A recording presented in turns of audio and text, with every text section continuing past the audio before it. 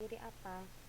Yang pertama adalah penentuan harga pokok produk, yaitu untuk menentukan biaya per produknya atau harga pokok per produknya.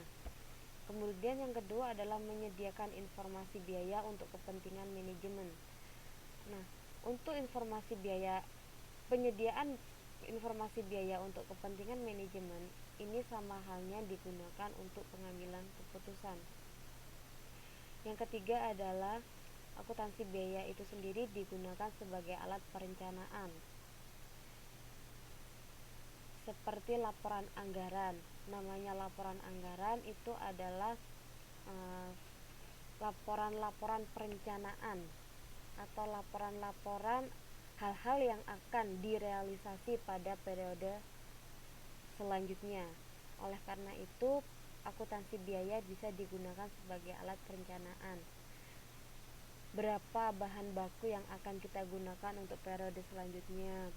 Berapa biaya tenaga kerja yang akan kita gunakan untuk produksi barang A di periode selanjutnya? Nah, karena akuntansi biaya itu berupa laporan-laporan anggaran, baik itu anggaran yang akan dilakukan maupun anggaran yang terrealisasi. Oleh karena itu, laporan tersebut juga bisa digunakan sebagai pengendalian biaya. Nah, pada akhirnya laporan tersebut juga akan digunakan sebagai pengambilan keputusan khusus. Pengambilan keputusan khusus ini pasti akan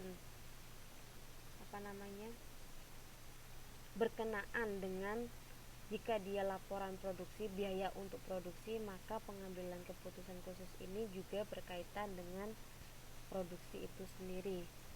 Misalnya, jika anggaran periode yang sebelumnya itu jika anggaran periode sebelumnya itu kurang dari hal yang terrealisasikan pada periode sekarang ini, jadi laporan anggaran dan laporan realisasi itu berbeda, maka dari sini akan ada keputusan yang diambil untuk periode selanjutnya, entah itu menurunkan biaya berupa pengurangan bahan baku atau pengurangan tenaga kerja. Nah, hal-hal pengambilan keputusan khusus tersebut juga akan sangat menggantungkan diri pada laporan biaya dari akuntansi biaya tersebut. Nah, apa sih sebenarnya biaya itu? Biaya merupakan pengorbanan sumber daya ekonomi.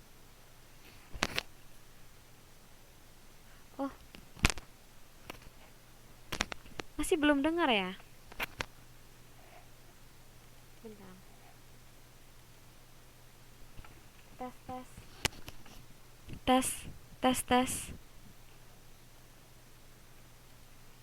Tes. Masih belum dengar suara saya.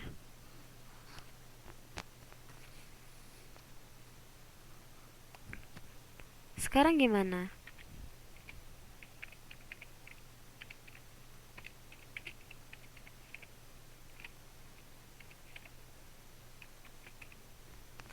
Tes, halo? Masih belum dengar suara saya kah?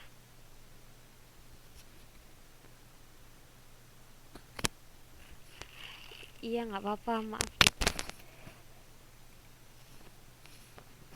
Iya, nggak apa-apa, saya juga minta maaf. Kemungkinan ini headset saya juga bermasalah. Tapi dari sini saya lihat volumenya juga baik-baik saja, makanya saya bingung ini kenapa.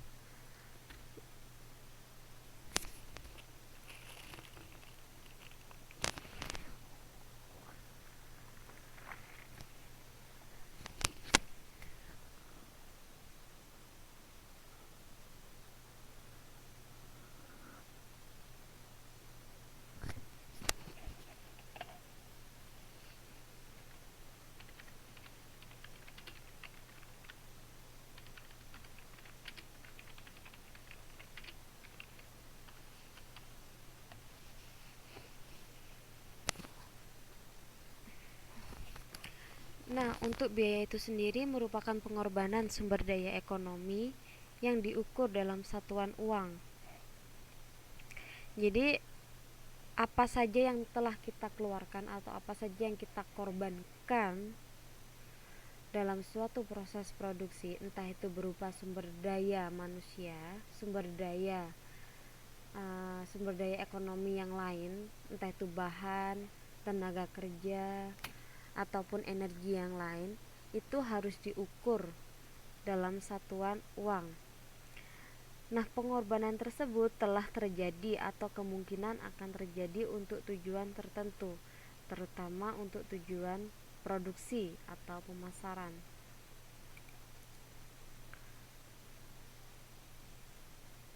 Aduh, kepotong. Maaf, untuk yang kepotong itu struktur organisasi dan proses produksi perusahaan manufaktur. Jadi yang ini adalah struktur organisasi dan proses produksi perusahaan manufaktur. Nah, seperti yang telah kita ketahui bersama, ada 3 jenis perusahaan. Di mana-mana, di semua negara itu ada 3 jenis perusahaan. Yang pertama adalah perusahaan manufaktur, yang kedua adalah perusahaan perdagangan, dan yang ketiga adalah perusahaan jasa.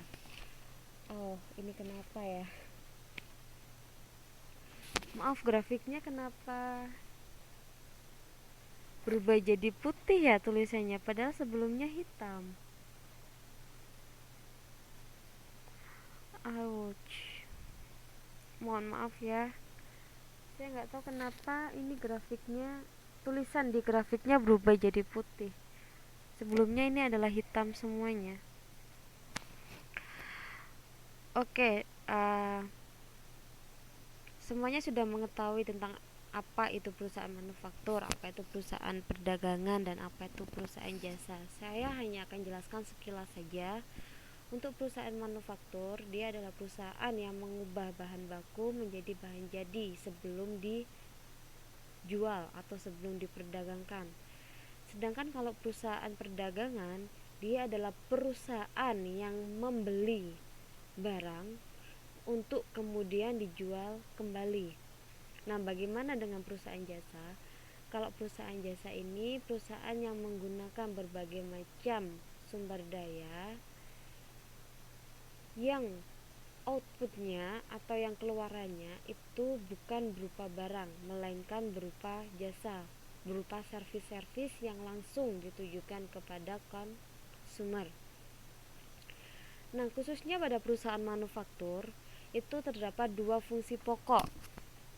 Yang pertama adalah fungsi produksi dan fungsi pemasaran. Kalau di perusahaan perdagangan ataupun di perusahaan jasa, meskipun itu outputnya adalah servis atau jasa, namun mereka ada fungsi yang namanya fungsi pemasaran. Sedangkan kalau untuk manufaktur, dia ada 2 fungsi, selain fungsi pemasaran juga ada fungsi produksi. Jadi untuk struktur organisasinya, yang paling atas sendiri ini merupakan dewan komisaris. Yang kedua adalah direktur utama. Di bawah dewan komisaris ini ada direktur utama. Nah, di bawah direktur utama ini merupakan departemen-departemen operasional dari perusahaan. Yang pertama sini departemen pemasaran, yang kegiatannya itu untuk memasarkan produknya. Kemudian yang kedua ini adalah departemen produksi, yaitu untuk memproduksi barang-barang dari perusahaan tersebut. Kemudian selanjutnya ada departemen keuangan, kemudian ada departemen akuntansi dan departemen umum. Mohon maaf sebelumnya kenapa nggak tahu saya ini jadi putih tulisannya, padahal sebelumnya hitam dan tidak bisa diedit sekarang. Bentar, saya coba ketik ya.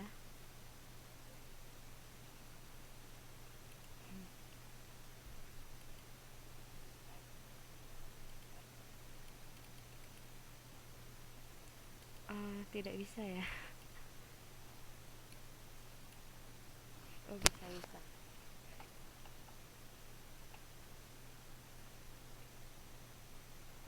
Sudah kah?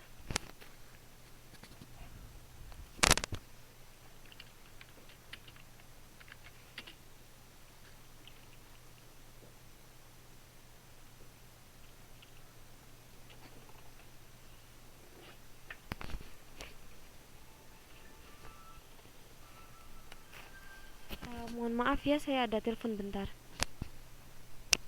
Halo. Waalaikumsalam. Iya.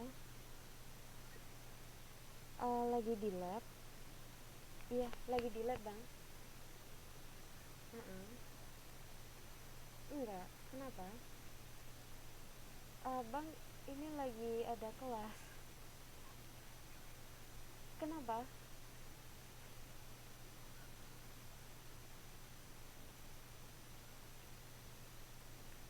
Kemungkinan jam 11 atau setengah 12. Soalnya ini tadi kan mulainya agak telat karena setting kelasnya.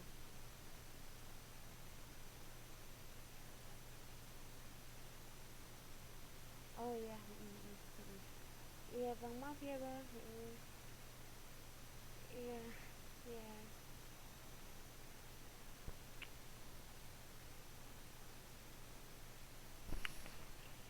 Uh, iya. Mohon maaf ada gangguan.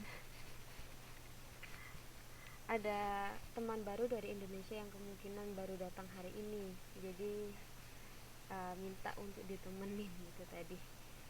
Mohon maaf. Untuk yang selanjutnya, oke, untuk macam-macam biaya. Jadi biaya itu akan berbeda-beda tergantung dengan perbedaan tujuannya.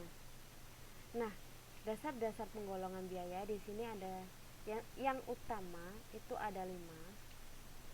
Yang pertama berdasarkan objek pengeluaran. Jadi biaya akan berbeda jika tujuan untuk pengeluaran dari biaya tersebut juga berbeda.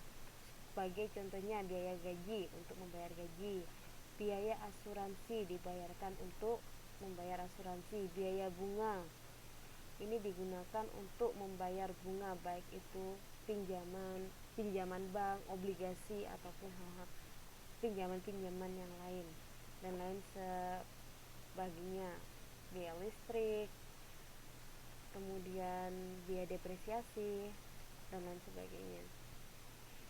Kemudian yang kedua, dasar penggolongan biaya itu berdasarkan fungsi pokok dalam perusahaan.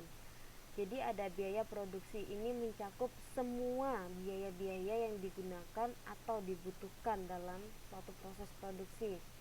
Kemudian biaya pemasaran, itu juga semua biaya yang digunakan atau dibutuhkan dalam proses pemasaran. Contohnya pemasangan iklan, baik itu di iklan televisi, surat kabar, kemudian atau pemasangan iklan-iklan yang ada di jalan. Nah, biaya-biaya iklan akan termasuk pada biaya pemasaran. Namun tidak hanya biaya iklan yang termasuk dalam biaya pemasaran, ada biaya-biaya yang lain. Asalkan tujuannya digunakan untuk melakukan pemasaran produk dari perusahaan, maka itu akan dimasukkan ke biaya pemasaran.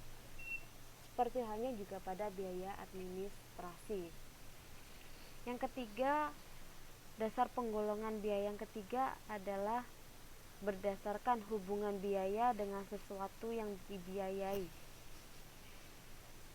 Di sini ada 2 macam. Yang pertama adalah biaya langsung dan biaya tak langsung. Biaya langsung ini ada 2 macam, biaya bahan baku langsung dan biaya tenaga kerja langsung. Nah, untuk biaya tak langsung ini juga biasa disebut biaya overhead pabrik, factory overhead.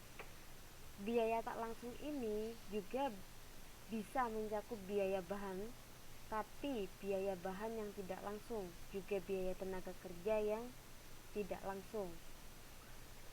Nah, yang keempat, penggolongan biaya berdasarkan perilaku biaya tersebut dalam hubungannya dengan perubahan volume kegiatan. Di sini ada